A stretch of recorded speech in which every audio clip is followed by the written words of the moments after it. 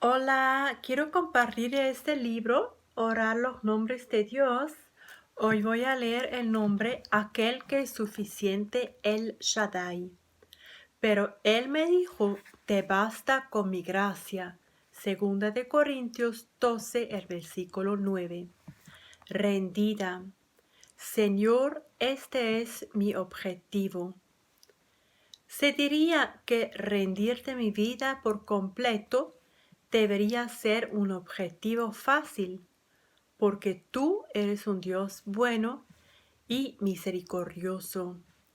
Diste lo mejor que tenías para ofrecer a tu único Hijo para cubrir mis pecados.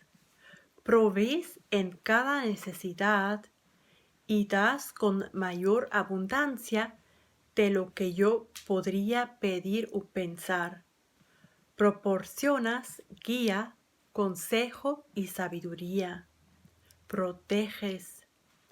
Me amas con un amor eterno, algo que has demostrado una y otra vez.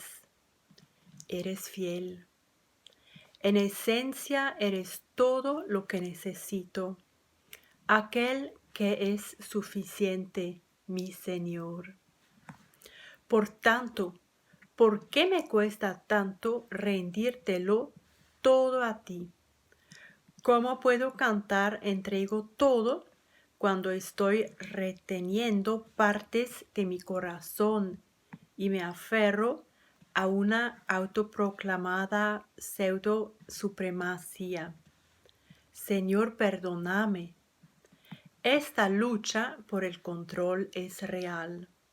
No hay duda de que nos indicas que tomemos nuestra cruz cada día, porque cada día hay una muerte propia, una rendición diaria del control, una renovación diaria del compromiso. Por lo tanto, hoy me rindo de nuevo.